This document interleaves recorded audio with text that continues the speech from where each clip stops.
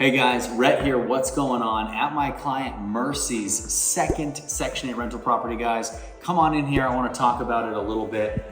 So guys, a lot of you ask me, you say, Rhett, should we do a project that's financed by the bank? Should we use hard money lenders?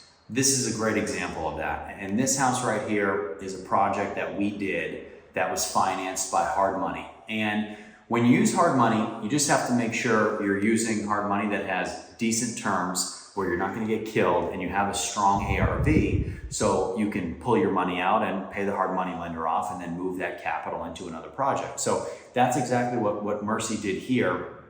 And this house came out amazing. This house was a dump. It was trashed and it looks amazing now. So I want to walk you through it a little bit, talk a little bit about what we did to it, and you'll understand kind of the depths that we went to make it look like the way that it does. But so when you walk in here, the only thing we have not done yet is change up the light fixtures, but everything else is complete. So basically all new LVP. We put new doors throughout virtually the entire house. Flooring looks great. It's got a lot of new mechanicals in this thing.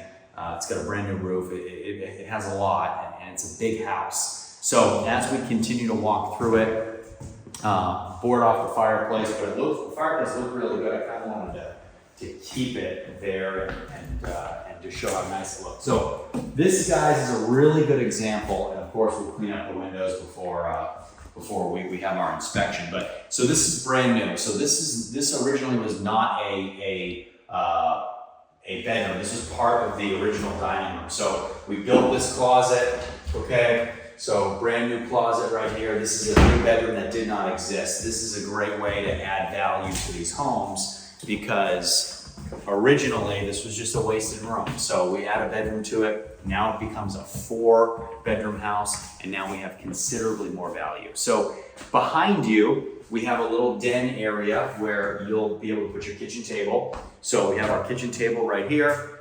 You just kind of backed into the kitchen, all right? So in the kitchen, brand new cabinets, brand new countertops, okay, brand new sink, everything in here brand new. New drop ceiling as well. Like I said, we still have to swap out that light fixture, but it looks really, really nice. And a lot of times what happens is when you cut off the dining room and get rid of it, you lose space. But in this instance, it was perfect because we still have a really nice kitchen area behind you and then a really nice dining area where you can put a table. So as we keep going through here, guys, we have bedroom number 3 right here. Really good size. All of these bedrooms are big. So bedroom number 3, and then behind you, we have bedroom number 4.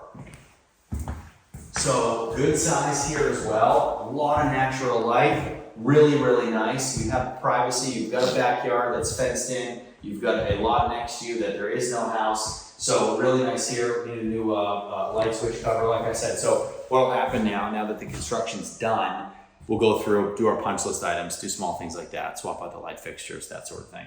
And then lastly, guys, brand new bathroom. So everything in here is brand new. New toilet, new bathtub, new surround, new fixtures, new vanity, new mirror. Everything in here is new as well, which just looks really nice. And a lot of times when you are going to put a unit like this on market, the most important aspects of what you're going to install in your listing pictures are bathrooms and kitchens. Everybody wants to see bathrooms. Everybody wants to see kitchens. So anytime you have an updated bathroom and an updated kitchen, we tend to see really, really high success of those units coming off market quick. So this is just a good example of something that we were able to do and turn over quickly, add value to it like Mercy wanted to do, which is going to bring rents up to between $1,300 and $1,400 a month, fully guaranteed by Section 8.